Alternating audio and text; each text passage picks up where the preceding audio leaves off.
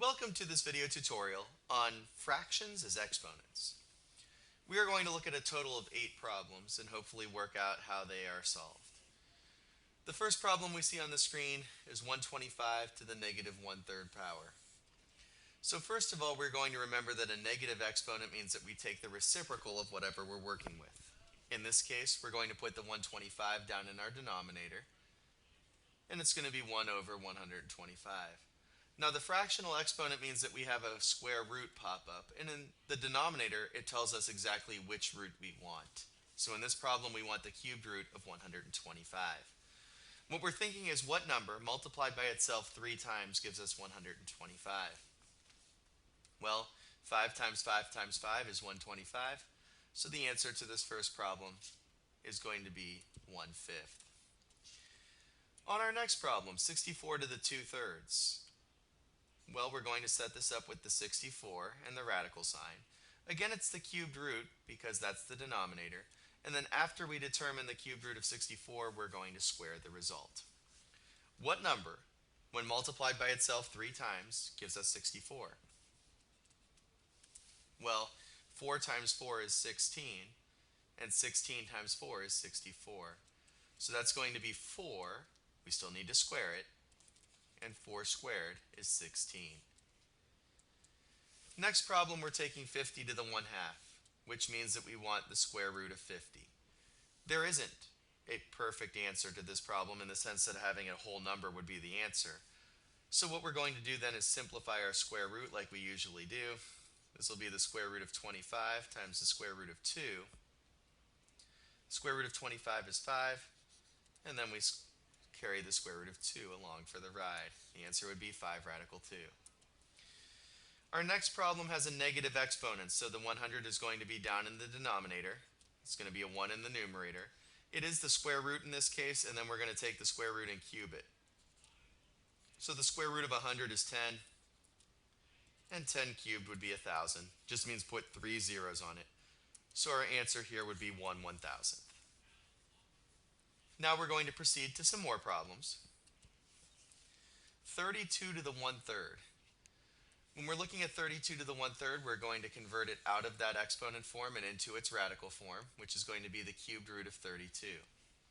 There isn't a nice answer to the cubed root of 32, so we're going to simplify. And what we're looking for is a perfect cube that divides 32. Well, 32 is even, and 8 is a perfect cube since 2 times 2 times 2 is 8. So 32 will split into 8 times 4. The cubed root of 8 is 2, so this will turn out to be 2 times the cubed root of 4. That would be our final answer. Next problem. Negative exponent means that we're going to put the item down in the denominator. In each case, put the item down in the denominator. In the first case here, we want the cubed root of 27. In the other case, we want the square root of 100. Cubed root of 27 is 3. 3 times 3 times 3 is 27. Square root of 100 is 10. And now we're going to get them a common denominator. Common denominator would be 30. Over here, the 1/3 would be missing the 10, so we're going to have to multiply by 10 over 10. That picks us up a 10. The 10 is missing the 3, so we multiply by 3 over 3. That gets us a plus 3. And when we simplify our numerator accordingly, we're going to have 13/30ths. If we can simplify it, we would, but in this case, we can't. So we won't. Now the next two problems are pretty radical. So first thing that we're going to do is convert it out of the root form and into exponent form. We've got x cubed to the 1/2 because of the first root symbol. Then it's to the 1/4 because of the next root symbol. And last but not least, it's to the 1/6 because of the final root symbol. Now we're multiplying all of those things together as exponents. The numerator is going to be 3, and the denominator is 2 times 4 times 6. Well, that's 8 times 6, which is 48. Simplify 3/48ths. I believe that's going to be 1/16th. And so the answer to this question is going to be the 16th root of x.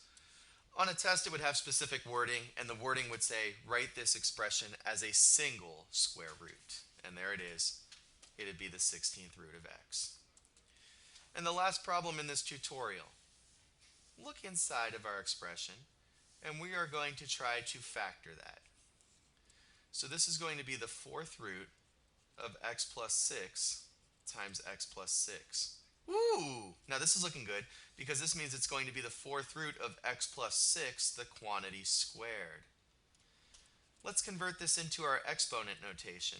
That would be x plus 6 to the 2/4 power. 2/4 simplifies to 1/2. And x plus 6 to the 1/2 power just means that we want the square root of x plus 6. So simplified completely, the answer to that item would be the square root of x plus 6. This is how fractions work with exponents. The denominator is the root, the numerator is the ending exponent. And if we keep track of things one by one, hopefully the problems aren't that bad.